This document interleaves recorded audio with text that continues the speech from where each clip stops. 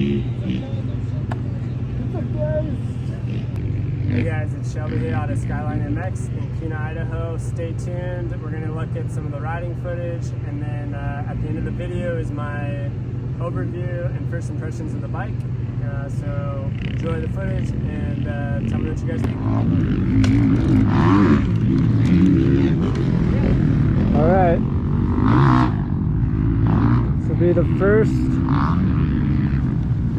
laps after braking. See how it goes. I'm still braking in too, so might not be the fastest laps, but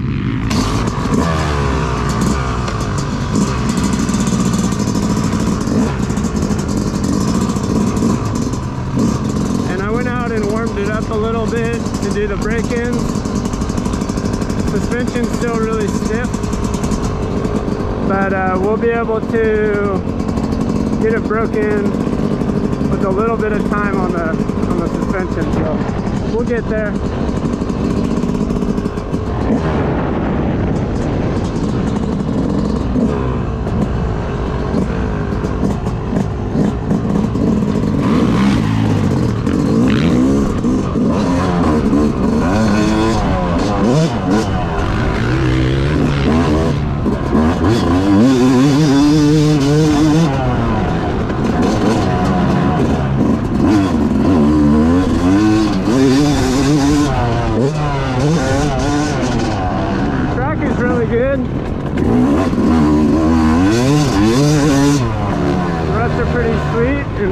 Shaped up nice.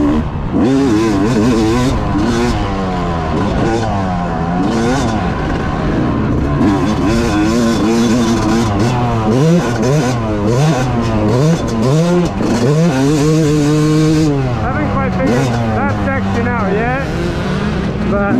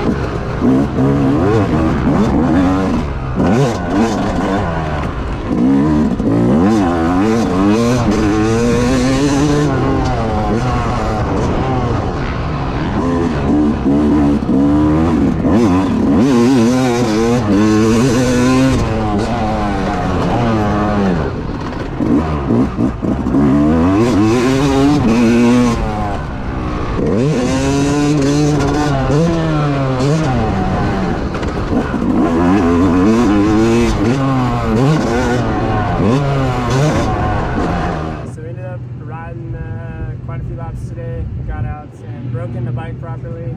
Went through 2 heat cycles and then took it out on the track, got all warmed up, and just kind of broke in, got used to the track again. It's been a while since I've been on the bike, so ended up following my buddy around just to get all the jumps down and dialed.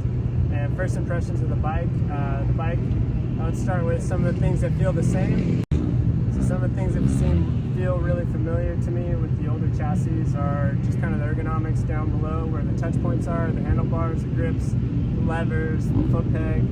The balance of the bike feels pretty similar to how it's always felt. And you know, fit finish, it's pretty much similar. You got the SSS suspension on it still, and with a little bit of adjustments and some braking, I think I can get that really set up well for me. So those are some of the main things: the clutch, feel, foot pegs, the point of contact, the frame, the chassis rigidity is all the same. It's pretty much the same as it's been since '06 with some minor modifications. And the power feels really similar. There's a little bit of a difference off the bottom, but that's about it. Some of the major differences that I felt today were going to be primarily the ergos, with the seat contour being more flat and thin in contrast to the older bikes. So that made a big difference initially on the feel, especially going in the ruts. So the older bikes with the little dip felt a lot better, in my opinion, inside the ruts themselves. But getting into the rut and getting through fast sections, going over the jumps, getting through technical stuff standing up, this bike felt more stable than the older chassis design. So that little change with the seat being flatter and thinner profile on the bike with the plastics in the tank really did improve the overall feel. And I think I'll adapt and adjust. It feels a little more like the KTM being flatter and thinner. So we'll get into the corners a little better with some time and get comfortable. Other areas that were a big difference were the front brakes. Those are 270 millimeter rotor, which is huge, and you got wave rotors front and rear now, and stopping power is impeccable. So it caught me off guard a couple times initially, but it felt good as I got more used to it. The carburetor, really smooth. The Keihen PWK Airstryker carb is like a super proven, solid carburetor setup, so I don't notice any issues. There's no burble off the bottom or any flattening on the real top. I did notice that the gearing, second gear to third gear out here at Skyline in Keihen, Idaho, is a little bit, second gear feels a little short, and third gear is a little bit long. So I might encourage 2 teeth in the rear just to pick up that low launch for third gear a little bit better in the future. So I might end up doing that. Suspension feels great. It just needs broken in, and I think the spring rates, I'm going to check. I'm a little bit light. I'm about 155 or so with my gear on. It's probably valved for around 165 or set for that. So I might change the spring rates out just to be a little bit more for me. But everything else feels really good. Turn-in's awesome, stays in the ruts really nicely, much better than my 250Fs and a lot of the 450s are just really light. And jumps super fun, really playful bike. The handlebars and the grips are very hard, or I'm just not broken in, but that was definitely noticeable as the vibration through the chassis and the bike.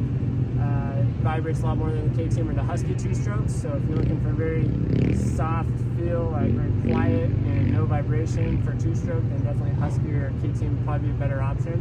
But I just love the legacy feel of the YZ. I like the dependability and the ease of use to work on a lot too. It's just easy. I know the bike, I know how to work on it. The KTMs are great bikes, Huskies are great bikes, but I just, and the gas now, I just always get frustrated working on those things just as all the torque screws and they have some weird nuances that I just didn't grow up with, so maybe it's a little bit more comfortable for me to have something like this. But yeah, this thing's going to be awesome. Everything feels great, and we'll put some more riding footage together and hope you guys enjoyed the video. Let me know if you have any questions about the 2022 YZ250. So have a good one.